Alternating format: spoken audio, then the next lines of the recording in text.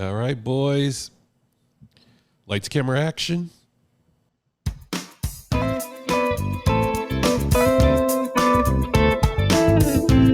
From Tobacco Republic in Loomis, California, the Loom Cigar Cartel presents Beyond the Humidor, a cigar podcast for the rest of us.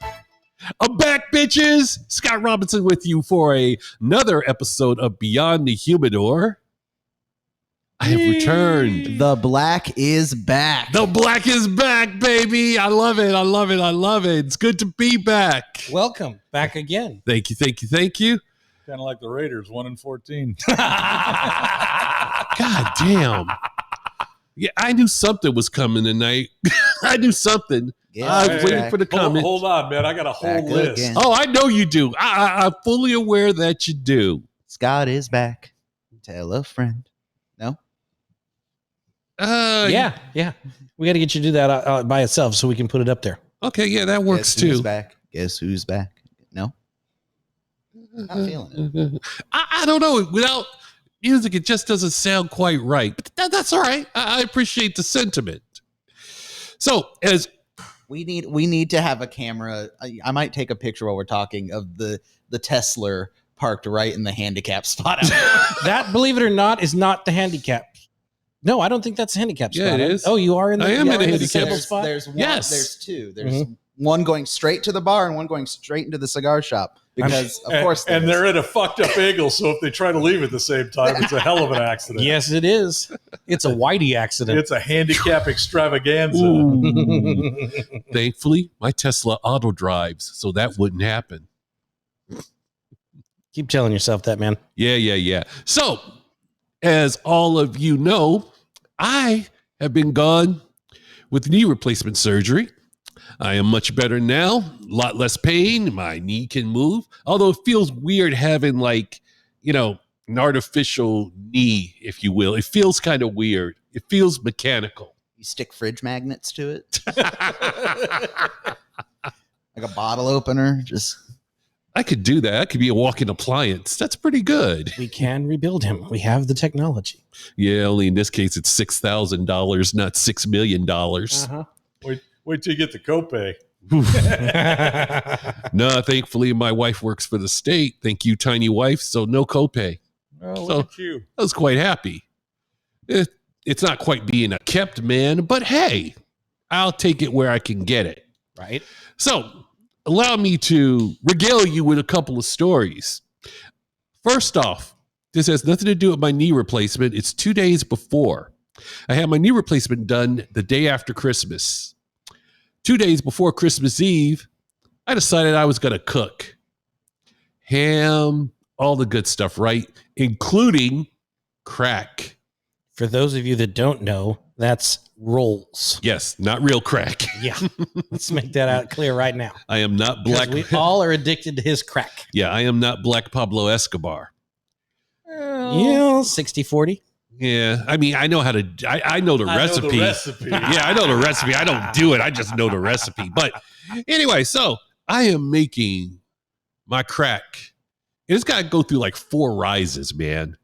So I am on almost the last rise, sitting on the stove. My rolls are puffing up perfectly. Water temperature is perfect with the yeast. I mean, they're going, man. Is this a Gordon Ramsay moment? No. Just hold on. Tiny wife and I go out to the garage to go grab like a roaster. I have 2 dogs, Harley and Hondo. Hondo's a counter surfer. In this case, he was a stove surfer. He hops up and we see him grab one of the rolls and we're chasing, well, not we, me with a good knee, 2 good knees, chasing his ass. He's running while he's just chomping on this raw ball of yeast. I tried to get it from trying to pry his mouth open and get it out. I get probably about not even a 1/10 of a handful of it. It's gone, man. So it's like, well, it's not going to hurt the dog. Let me Google what happens when a dog eats a raw yeast ball or roll. First thing that came out is get your dog to the hospital immediately. because Dog it will will. explode. Yeah. Well, what happens is the yeast ferments in the stomach. It becomes alcohol. And the dog could die of alcohol poisoning. Yeah. So this is Christmas Eve, mind you. This isn't just like a day of the week. I'm like, fuck. Things are going to get really funny and then really sad really quick. Yeah. So I put him in his harness, latch him on there while I'm grumbling. It's just like, we could have one less dog, but so get him in the car, find a vet clinic that's open Christmas Eve. And I find one. Amazing how that works. Explain to them what happened. The vet comes out and says, oh, okay, we just have to induce vomiting. The cost of that will be $500. Is that okay? I'm looking at my dog going, I'll swing him around by his legs in the parking lot for $20 and induce vomiting. So they take old fucko in the back. Then the vet comes out about maybe 15 minutes later with After this. he's made a boat payment. With this fucking what do you call them, potty pad or whatever, with the contents of his stomach, saying, is that about how much he ate? I'm like, yeah. The vet looks at it and goes, wow, those rolls rose pretty good. I mean, I was like, yeah. So I know what I'm doing, damn it. yeah. So she's like, okay, just give him ice cubes and cold water so it'll counteract the rest of the yeast. He may act a little drunk. Dude, that could be the most Jimmy Buffett Margaritaville thing you've ever said. True. The dog's going downhill, What'd I say? What I mean, come on, man! Your dog is living the drunk life right there, man. He's killing himself in Margaritaville, right there. One roll at a time, man. The great irony is that the dog loves ice cubes. My dogs are fucking weird. So yeah, I get him home. He's kind of like just kind of hanging out. Give him an ice cube. Yeah, keep eating ice cubes, fucker. $500 mother. Anyway, So the dog looked kind of like Greg's brother at that one point. yes, Yes. bread not thumb, bread not thumb. Hey, before you start your next story there, can I have some fire, please, Mr. Robinson? Yeah, some fire. There you go. Thank you, sir. So now we have Christmas Eve. Christmas comes to pass. 5:15 a.m. My wife's driving me in her SUV off to Auburn Faith. Get over to the surgery, get over to the hospital, check me in. Now, I have been real apprehensive about the anesthesia because initially I thought they just, we give you a shot in the IV, we pump some propofol into you and you fall asleep. Not the case with this surgery. They do three things. First thing they do is a direct block. So they get like the old ultrasound and they see your femoral vein, they see the nerve and they map it and then they just stick the needle in on the nerve and yay. It's not bad. That wasn't bad. I was like, I think I'm Okay. gonna wait outside for this part. then I get to the operating theater. And they're like, okay, don't lay down yet. We need you to sit on the edge of the table and kind of hunch down. And the anesthesiologist is like, between the vertebrae, finds the spot, feel a little bee sting, poke. Not bad. Then they put the medicine in there. Then they put the relaxing medication, which pretty much puts you to sleep. So before I go to sleep, of course, they've got like the tray of all their tools and stuff. Looks like shit that you would find at a Home Depot. I always You do know half the tools came from Larry's Quonset hut, right? Yeah, I'm sure Purvis had some tools. I don't know. But yeah, they got all the sledges and all this shit. It's like, Hey, we rinsed everything off with unleaded gasoline. Yeah, it's fine. yeah. So about an hour and a half later, I am getting out of surgery. And I'm supposed to go home on this day. Same day surgery, right? They are giving me my discharge orders. Tiny wife is sitting next to me on the gurney, and the therapist is going, okay, you need to do this, this, and this. This is me. Oh, no, I'm up. I mean, it's like, yeah, she's like, he doesn't come out of anesthesia really well. She's like, well, can you handle him? And she's Look like, at the size of these two people. What's Yeah. the answer to that question? tiny wife is 5'2". I'm 6'5", pushing 285. No, this is not going to happen. So I spend the night in the hospital. Now that Larry, afternoon, Here's your $1. fuck you. Anyway, here's the fun part. Everything has gone to plan. My nurse and the nurses in the recovery unit and pre-op were awesome. Love the nurses over at Auburn Faith. You haven't urinated since surgery, have you? No. I've already heard this one. Well, they haven't heard it, Larry, so let folks regale in it or close your ears. Yeah, that's what I'm going to do, you loud fuck. Go ahead. So she's like, we may have to use a catheter. I'm like, no, you're not. I said, no. And she was Cara was so sweet. I said, can I try just once more to go?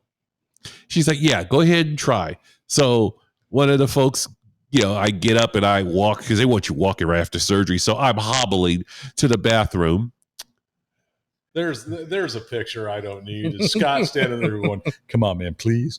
Come on, man. I'm going to say this, 56. Don't do this to me, man. Come on. 56 years of living.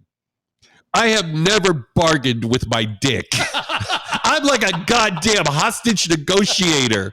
What do you want? My dick could say, I want $5.2 million and a jet out of here. And you'd have gotten it too. No shit. All you'd have needed to do was pee. I'm sitting there in my head looking down going, you've got one job right now. Just one. It's like, it felt like almost, nope. God damn it. So it's just like, you know what the problem was, right? What? Water wasn't cold enough. That's true. It wasn't that deep either. Yeah, well, shit happens. So I, sadly, forlorn, just hobbling back to the gurney. See, I told you this the first time you said this story, told us this story. You know where you fucked up, right? Where I fuck up. You should have taken a mouthful of water and just like dribbled it out into the toilet. Come back out and go, honey, I'm good. Can I go home? Well, I wasn't going home just because I was still kind of. So I get back and Cara's like, no luck. I'm like, no luck. She's like, I've done hundreds of these. It's not bad. It's not that bad. She goes through the procedure. She goes through the procedure, puts in the anesthetic, and then in goes the catheter. Now, I wasn't yelling, screaming, or moaning, but I don't know what sound was coming out of my mouth. I don't even, I barely, I was thinking like, Moon River.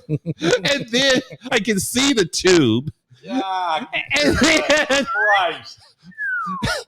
Then once she gets it deep enough, it's like the scene in Landman when they strike oil. I see it and I'm just like, it's a gusher.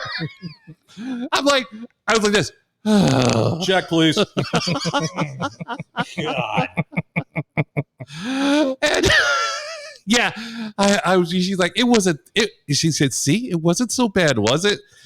Not bad, but I don't want to do it again." Yeah. Scott's dignity died on the 27th of December. 26. Yeah. That's the day after Christmas, Boxing Day. Thanks, Canada.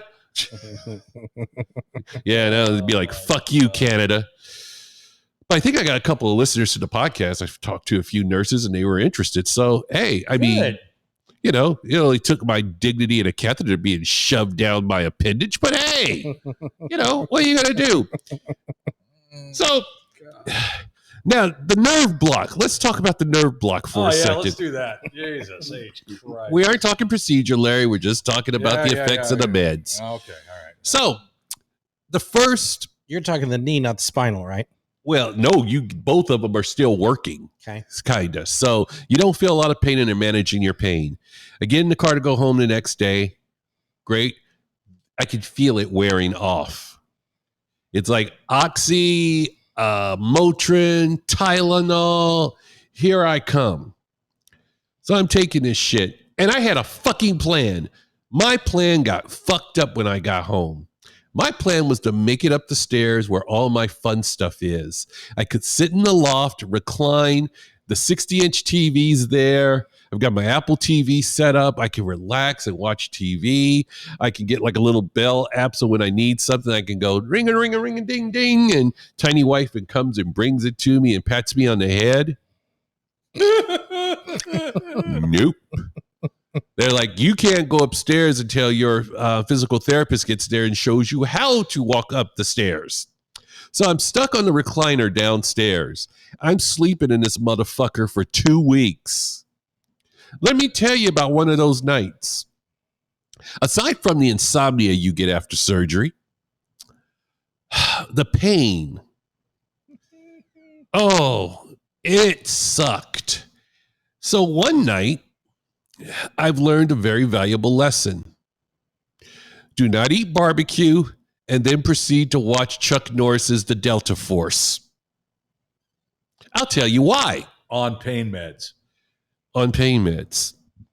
So, in the brief period I got sleep that night, I was protecting America from terrorists. Me and Chuck are at it. You had a dog dream. Oh, no. I get one of the terrorists with a perfectly placed left roundhouse kick. Right foot planted, knees bended, extended, kicked him right in the fucking face in my dream. It was glorious. I could hear the theme to the Delta Force. If you have never heard the theme to Chuck Norris's The Delta Force, it will make your balls drop and your dick hard. It's like you are about to put in some fucking work. However, this is a dream, mind you. In real life, my left leg is bandaged up and hurting and such. Swollen the size of a basketball. No shit. Yeah, I performed a round kick in real life, apparently, and I also became like the new person for Life Alert because I almost rolled out of the fucking recliner, wallowing in pain, just like, ah! And of course, Pop's door's closed. He can't hear me. Tiny wife's upstairs with the dog, just like, chip, chip, chip, chip, chip. Hey, make no misunderstanding. Pop heard you. He just rolled over and went, hey, fuck it. He'll be all right or not. He'll be there in the morning. Yeah. We'll mop around him. I was in so much fucking pain. Yeah, I took another couple of pain pills. I went to go to my post-op. I told my doctor about it. Doctor with a completely straight face said, everything you're experiencing, I know this doesn't help. It's completely normal. I'm like, oh, come on. What you're saying is you're not the first person to roundhouse kick a terrorist in their dream after knee surgery? Or ran or jumped or did some kind of shit in their dream. That also tells me Norris is special either. No, not at all. But so much better now. I'm off the narcotics. I can drive now. Going to the gym, going to PT, working it out. I can somewhat straighten my knee for the most part. And I can walk, debatably, but I can walk. And that's how I spent my summer vacation. The end. Although it was a summer, it was winter, but okay. Nathan. Scott Robinson's Christmas vacation. Hey, Nathan, that wasn't narcotic-fueled rant, but I hope that sufficed. That's right. I still owe the narcotic fuel rant. And here's the thing. While I was recovering, I didn't drink. And the funny thing is, I didn't have a desire to drink, honestly. I was in such fucking pain. I was just like, I really don't feel like it. Those first few weeks, you were pretty damn miserable. I mean, that when you and I smoked that cigar 2 weeks into your recovery, watching you having to shift positions every 5 to 10 minutes, it was just like, you are not comfortable. Dude, it just, and that was when I could get up the fucking stairs. Mm-hmm. That was like the first, one of the first times I could make it actually up the stairs. Yeah. Because Sue refused to let me try. She's like, no, you're waiting for PT because I can't pick you up off the floor. The fire department can. Yeah. I just, that would just be an affront to my dignity, rolling like the boulder in Raiders of the Lost Ark. That's going to be the affront to your dignity. Jesus H. Christ. Yeah, we talked about dick catheters and all this shit. Yeah, that does it. Yeah, I know. Sad part is I know most of the guys in the firehouse by your area, so I'd hear about it. Good God. Hey, we picked your buddy Scott up off the ground. Yeah. Which stair did he land on? Oh, the fifth one. You guys would have probably done a square pull first before they revealed it. Probably had him as a guest. 100%. Mhm. Had We him already as a did. guest on the show. You know, Mhm. I get it. I understand. But I will say this. Nice job while I was gone. I Thank you. listened to the shows and very nicely done. It was good to pass the time. As I sat there and couldn't make the show, and I thought that I could like get on my computer, play a few games, maybe be a guest on the show. That shit was not happening. It was like drugs and sleep and roundhouse kicking terrorists. Didn't at 1.2 you would 2 weeks down on the recliner, then you tried to sleep in your bed and you ended up on the recliner again? Yeah, I did. And then one time I was in the bed, I wound up in the ER because it hurt so fucking bad. Then they gave me Oxy. I thought they had you on They had me on hydrocodone, Norco. yeah, Norco. 10 milligrams of Norco. I could take 2 if I wanted, but I stuck with, well, no, that's not true. I did a couple of 20s. And the thing that sucks about it is they don't give you like a month's supply. They give it to you like a week. Yeah. Class 1 narcotic. Oh, yeah. Now- Well, the 20s are harder to chop up. Too. Right. True. But a spice grinder will work. Did you now? It Dad, fucks up your rosemary and thyme for a little while. But, that's okay. Now, Dad, when he was on Norco, he would hallucinate. Did you have that problem? No, I didn't really, I don't think I really hallucinated. It was just the insomnia was kicking my ass, man. I would like sleep for 2 hours. It'd be 12:30 at night and I couldn't go to sleep to the point where it'd be like 4:30. I'd still be up. And you're like, fuck it, I'm up now. Yeah, pretty much. Turn on the news, around 5:00, turn on the news, watch it, Today's Show, catch about 30 minutes of sleep, into the Today Show, wake back up and I'm up. It's not a joke. They say the knee is worse than the hip. Mm-hmm. I hope I never get a hip, but the knee is pretty oof. And, there's talk about my right knee getting done, but that probably won't happen for another 10 years. I agree Or with five, I agree with 5 or that, 10 years. But do it while you're still young enough Yeah. to recover well. And that's my thing. So I'm thinking over the next couple of years, if it gets worse, then I'll get old righty done. I would still remember that, because Dad broke his ankle long before I knew you two jokers, and he couldn't go upstairs, and so we put a twin bed downstairs. And I remember him going, I came down the stairs one night, and he goes, Greg, there's an elephant in the kitchen. And being a smart ass, I look around the kitchen. I'm like, there is an elephant in the kitchen. What exactly do you want me to do about it? He's like, I don't know, but we're going to have to figure out how to feed it. I'm like, okay, Dad. I'm going to go right back upstairs and pretend I never heard any of this Oh, shit. shit. At There we least, go. At least he didn't get up and grab the 30-30 and blast a hole in your fridge. I mean, of the two options, feeding the elephant's very reasonable. That's true. Very, very true. Now, you probably don't notice because the camera's not pointed in that direction. There is a window. There's a nice, big, giant observation window within the lounge. Mm-hmm.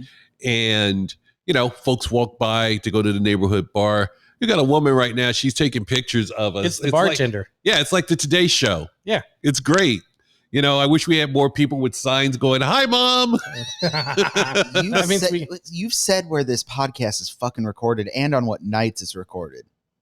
Now that you've said that, there is a non-zero chance that will happen. Yeah, very likely. I did give the day. I don't know what you're doing here. Yeah. Oh, she's trying to She ain't get getting in. inside. The door's locked. Yeah, unfortunately. Or is she gonna now? What would be funny is if she calls PCSO and be like, "Hey, there's these 3 guys are trying to break in. One of them's a black guy." We're being held hostage by the black guy. What are you talking about? Oh, great! Thanks. Shoot him now. Wait till we get home. Shoot him now. Shoot him now. Yeah. Then I get hit by Sergeant Sparky. Mm-hmm. It could be yours. So, shall we get into what we're smoking tonight? I think we should. So cigars tonight, we're provided by Tommy. Don't close the window, Anthony. It'll be fine. Anthony. So Tommy, Still Tommy there, by the way. over in Idaho was kind enough to send these to us. So on behalf of Tommy Elledge over there in Idaho and the Vault, we are smoking the revamped La Flor Dominican Suave. It is it's offered in 3 vitolas and 2 blends. So you've got a natural 6x48, a natural Maximo 6x54, and a natural Humidor 6 1/4 by 60. We're smoking the Maximo. It is the natural is a European Corojo seed wrapper over a Mexican San Andreas binder and filler from the Dominican Republic. It is a box pressed. Sorry, Larry. Let me go over the other one. It's the Suave Grand Maduro is the second version, comes in 2 sizes. Maduro number 5 is a 6 1/4 by 52. And the Grand Maduro number 6 is a 5 3/4 by 54. That one is a Mexican San Andreas wrapper over a binder of Jalapa, Nicaraguan and Dominican fillers. That one sounds great too. Those of you that watch the show a lot know that La Flor Dominican is usually a pretty stout cigar. Yeah, and this one is, I can't believe you're almost all the way through that one already. Yeah, but I started an hour ahead of you guys. That's true. It's a good solid medium body, I would think. Yeah, this is not even a full in my opinion. It's a decent stick. Now that you've read what it's wrapped and what it's made of, I was expecting a little more flavor than what this put out, but it's not bad. Mm-hmm. Are you getting like woodsy? A little woodsy? Yeah, a little bit. Actually, I got more of a woodsy before I started drinking the scotch. The scotch is kind of knocking that down a little bit. Okay. But yeah, it's not bad. For my initial light, it was a bit floral, which I think that's typical with a La Flor because they tend to be a little bit more floral on the note. The difference is when you're talking the triple Maduros, they get freaking stout and strong real fast. This is a mild. I mean, this for our resident, younger cigar smoker over there, I think for a La Flor, this is a great start because I don't think you've smoked one before. Anthony? No, you smoked one the other night on the green. On the Evergreen episode we recorded was a La Flor too. Yes. It was I can't remember what the hell it is. Perfecto. It was the one you gave me, the Perfecto. Yeah, the Perfecto. one. Yeah. Mm-hmm. Yeah, those La Flor puts out a good product for sure. Yeah. I would be interested in trying the other one too. Yeah, I will consult my cigar bitch. Yeah. I would say it's a pretty solid stick. Yeah. I like it. I mean, I just started smoking it. I'm getting those woodsy notes. Not getting the floral notes though. How long ago did this originally go away? It went away a while ago. The Suave originally was a Connecticut. And that one, I remember that being on the shelf when La Flor was on this wall right behind us. Okay. So that was a minute. it's probably been gone for about 10 years. Okay. And then, this is the new one. This came out approximately August this year or last year. Mm-hmm. So, it's one that, the Vault just got him in a month ago when Tommy sent him to us. So it was one of those where, hey, this is what you're looking for, Greg. How many you want? I said, send me 4. So the train. We haven't had that in a long time. I was going to say, we have not had to trade in a while. Choo choo. Tommy, they're playing the song of your people. I thought we discussed the drivers need to know our schedule and not blow that fucking horn. Well, keep your kids off the railroad tracks, and it probably wouldn't happen. That too. So we did get we got a fan mail from the last episode, and truly one of the greatest emails I think we've ever gotten from a listener. This comes from Brian. He's from Tennessee. He's been a listener for a while now, and it's a long one, so bear with me. It says, guys, don't want this email to elicit sympathy because we all know it is found between shit and syphilis in the dictionary. But This is just a note to say thank you for being there and doing this show. In 2024 email, I told you how I found your show and how I binge listened. Now there's a little background I left out. I discovered your show while looking to fill the time as I was driving 2 days and 1,100 miles from selling my family's home in Vermont to my new home of 15 years in Tennessee.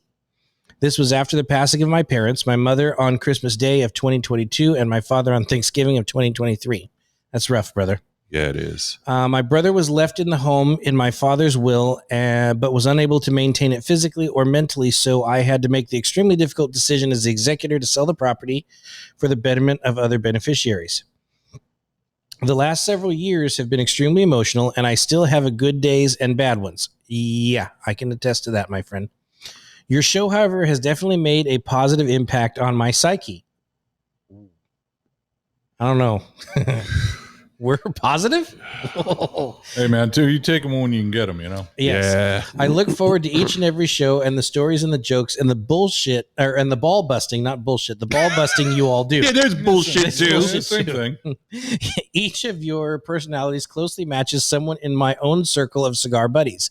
Jeff, also a listener, Mark, and Jay, and my cigar tobacconist, Doug. We go weeks of not seeing one another, but then we do. It's like we lived together, saw each other 5 minutes ago. Jeff, Mark, and myself began a yearly trip to the cigar event in Kentucky, and this year we'll be bringing in a few others to partake in our juvenile antics. I know how that goes. That's what we do when we go out. Brian, we need some info on where, when, how on that Kentucky Cigar Festival, too, by the way. Ooh, that would be nice. Yeah, highlight being the group photo in front of Moorhead, Kentucky sign. I mean, who doesn't love Moorhead? Ha ha. Thanks again. Keep doing what you do. You need to make the trip to Nashville, where the Nashville crew can give you the nickel tour of our favorite lounges. To close, continue to put smoke in the air.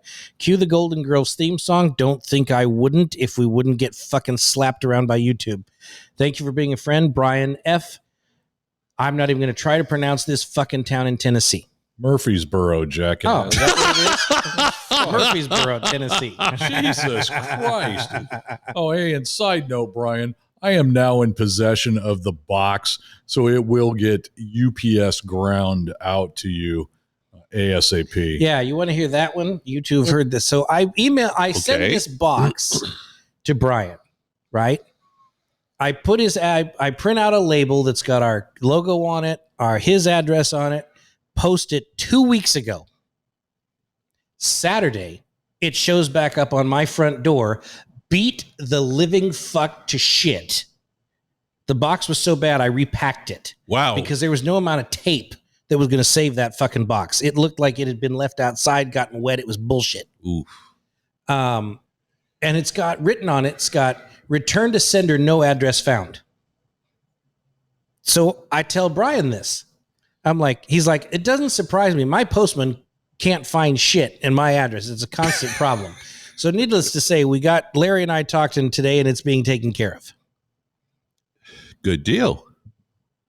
We're sending it Pony Express. Yes, I was about to say, I should have done that in the first place. I fuel up and start driving your way in about 20 minutes when this show ends. So get ready.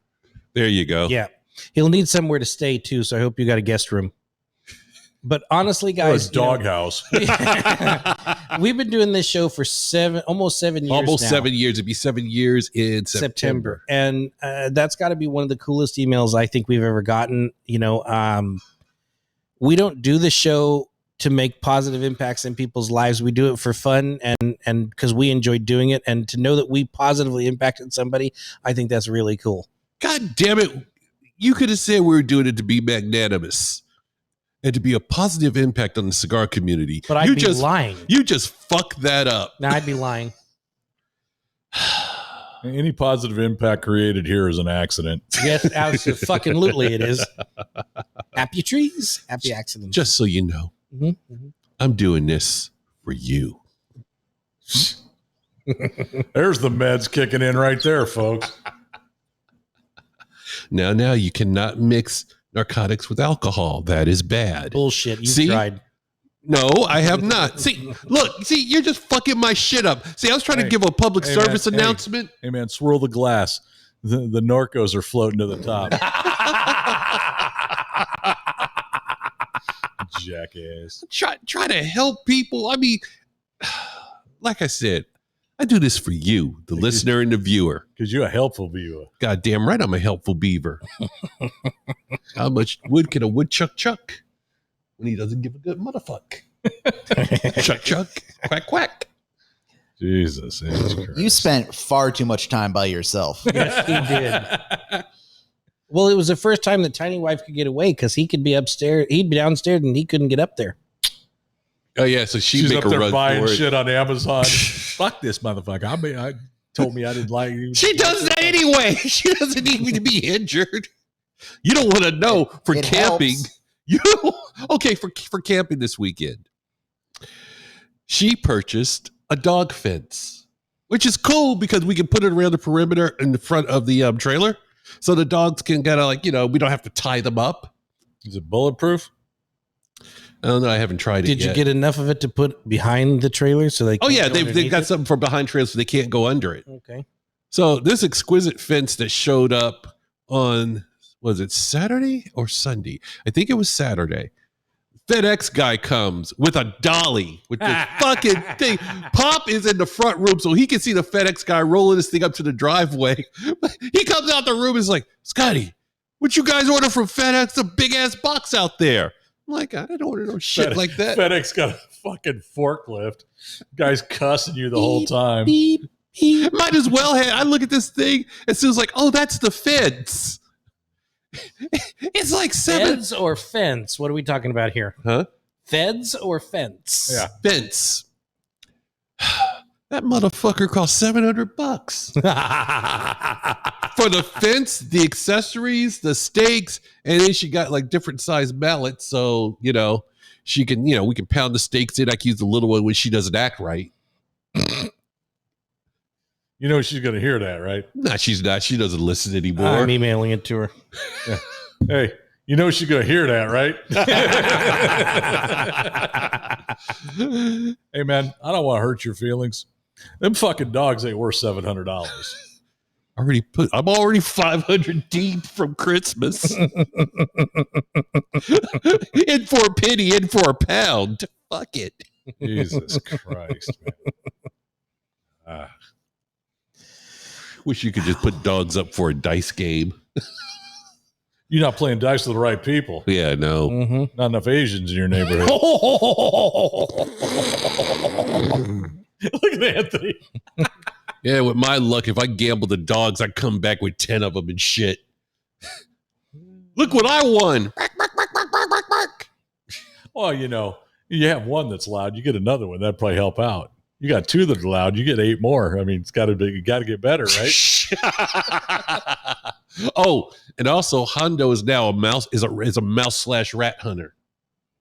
Because you know how you get trees in a developing community and, the rats use the fence as a freeway. You know what I'm talking about. I do know what you're talking about. I thought, in Orangevale, I understand that, but West Roseville, no. Yeah, because, you got to think that community, community is all that 10 construction years. is what realistically Well, it is. that too, and trees. Because we're 10 years in, so, shit. The trees are out there, so the mice, the field mice, and the rats have someplace to hang out now. Those are called Norwegian roof rats. You don't want those. Yeah. I wish I could put poison throughout my yard, but unfortunately, I have dogs. Mm-hmm. That'd solve 2 problems right there. Yes, it would. Oh. Now, you want Sue to hear that? 60-40. Yeah. So last night, Hondo's losing his shit. When he senses there's a creature out in the backyard, bark, bark, bark, bark, bark, bark, bark. Let him out. He goes out there and he goes searching for it. It's like, shit, I need to get a good fucking mouser. But I don't love cats that much to get a cat because I ain't scooping out no motherfucking litter boxes. But I almost want to get a couple of Teach you to shit in the toilet. Jinxie cat and flush. Flush is probably a stretch, but come on.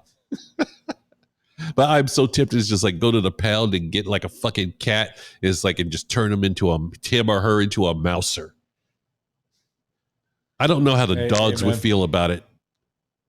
I'm just going to say this. You're not real good at picking animals, man. Let the dog handle the mouse problem, all right? Because the last thing you need is another animal. I know. And I know this. You're not wrong. Because if you're going to animal 3, we're getting you a fucking donkey.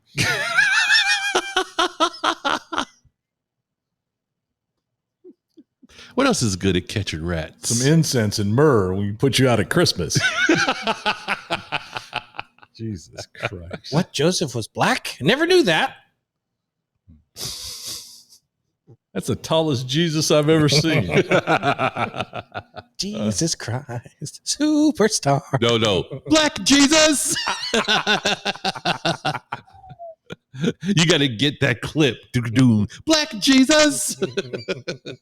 I just rode into town on an ass. Yo mama's ass.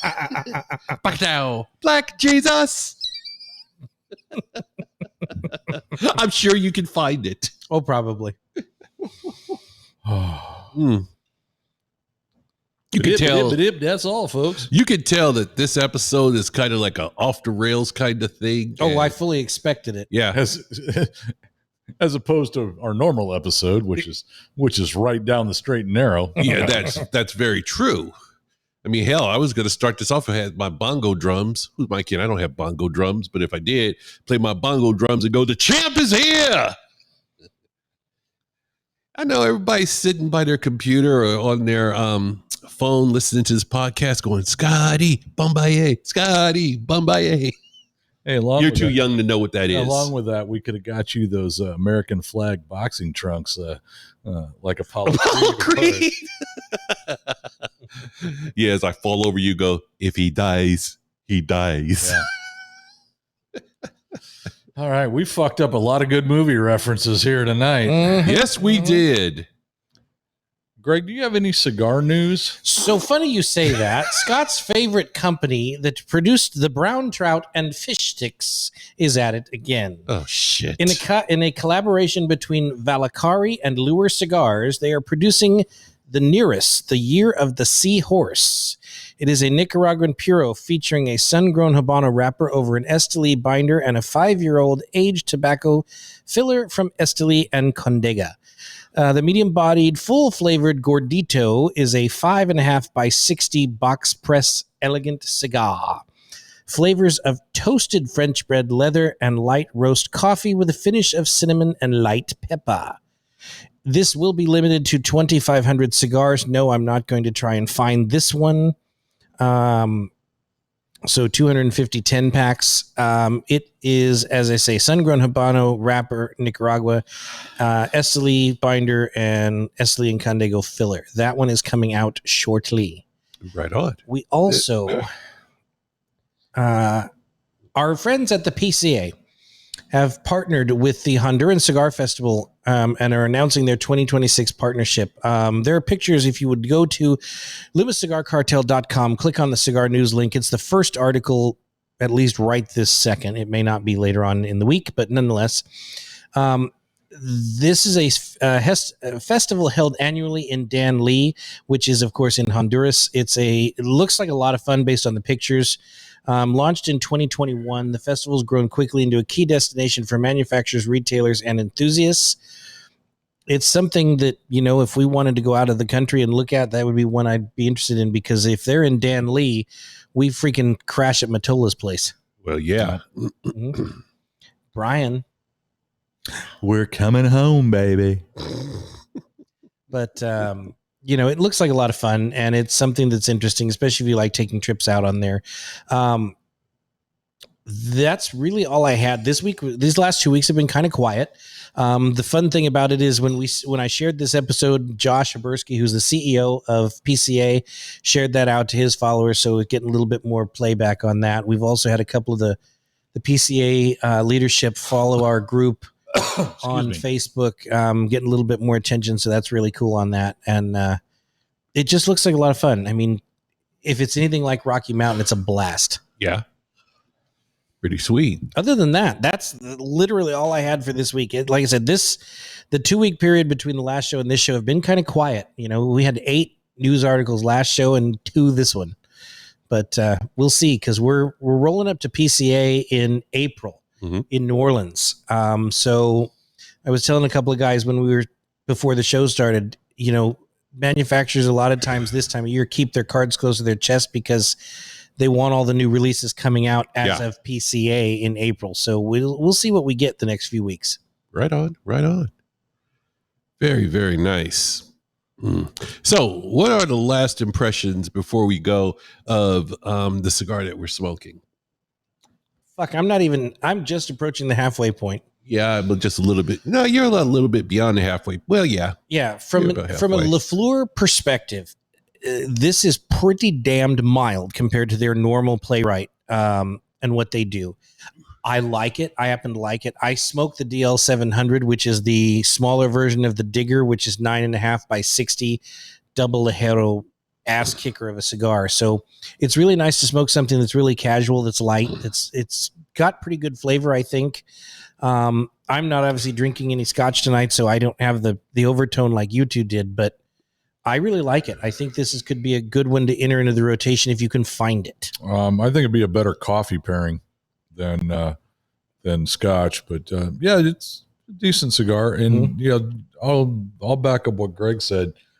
Just for the simple fact that it said LaFleur on the label, I was expecting something with a little bit more punch than this. But this is a nice contrast to what you usually get out of LaFleur. So absolutely, if medium, medium full is your wheelhouse, it would definitely be something, at least give a try if you can find one. Mm-hmm.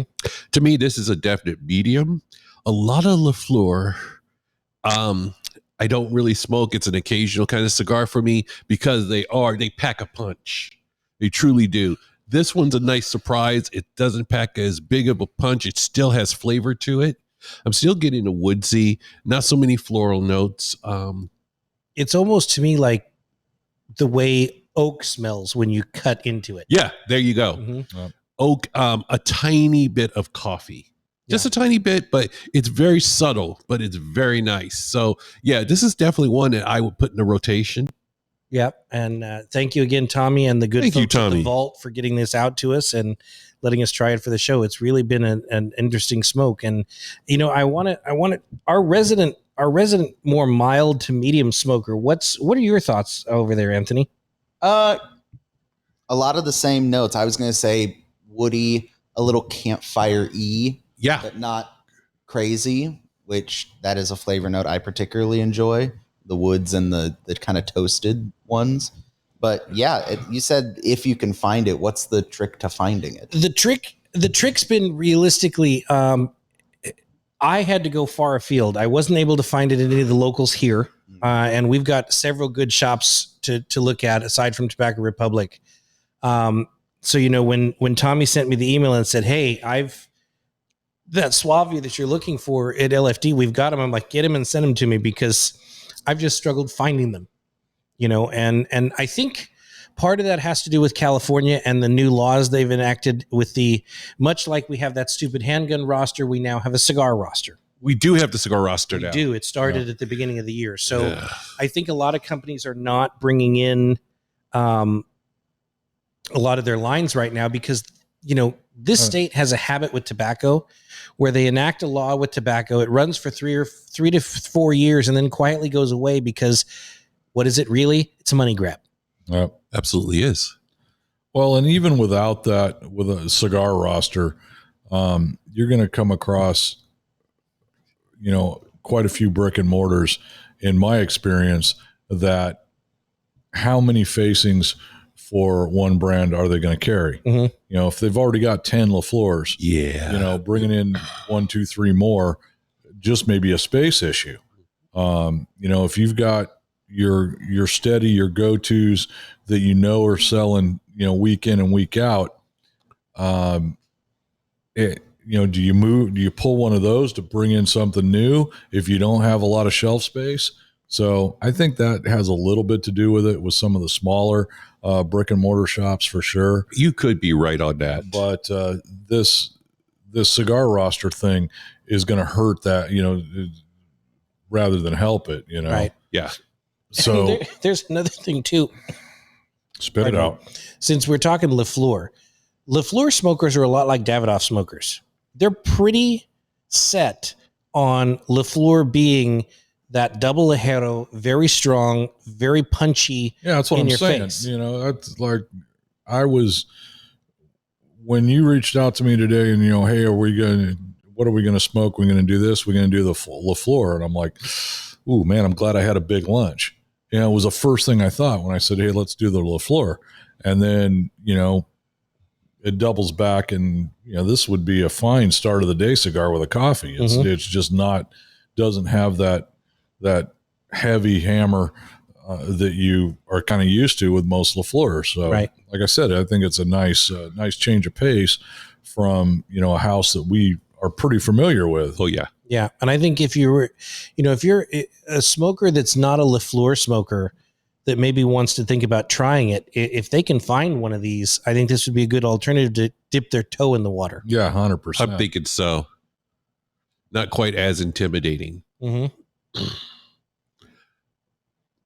Yeah, because if you're a mild to medium to full, and the first thing you do is for LaFleur is jump into a digger, you're in for a rough ride. Oh yeah, you are. And You are punching a heavy bag. And that's a great cigar. Don't get me wrong, but that comes with a that comes with a set of consequences that some people aren't necessarily prepared for. Well, you said it earlier. I'm glad I ate a big lunch. There's a reason you said that, because typically you better smoke a LaFleur on a full stomach. Yeah. Oh yeah. Otherwise, you're going to revisit your meal. Bless you. Thank you. Had to get that one out. That's just allergic to bullshit. Yeah. Yeah, not at all. All right, boys. What else we got? I'm thinking it's about that time. We're going to keep this short and sweet this week, but we will definitely be back for the next episode. So I'll just call it and go, hey, Anthony, take me home. There we are. Yes, the cigar is getting closer and closer to the nub, and the glass of liquor is almost empty, mixed with my Norco. So it's going to be about that time in about 30 minutes. I've got about 30 minutes to get home before I pass out. Mhm. But thankfully, I have a Tesla, which has self-drive, so I just push a button. It takes me home, and you have to hold onto the steering wheel. But that's a story for another time. Wow. I want to thank everybody for listening. And, oh, by the way, don't drink and drive. I'm kidding. On behalf of everyone here, Anthony, Greg, Lawrence, and myself, I want to say thank you for listening. Check us out at LumiCigarCartel.com. Like and share us on Facebook. Follow us on the Insta, baby. Drop a line, info@LumiCigarCartel.com. Almost forgot the name of the goddamn website. It's been a while. Or hit the drop a line link on our website too. Ooh, that's even better. But you guys still get to LumiCigarCartel.com. And let us know you're out there. I'm Scott Robinson, and hey, we'll be back another time for another exciting podcast of cigars, alcohol, and bullshit. But until then, hey, stay healthy and safe. And good smoke, good drink, and from the $6,000 man, good life. And my keyboards are back. Welcome fucking home. I can dig it.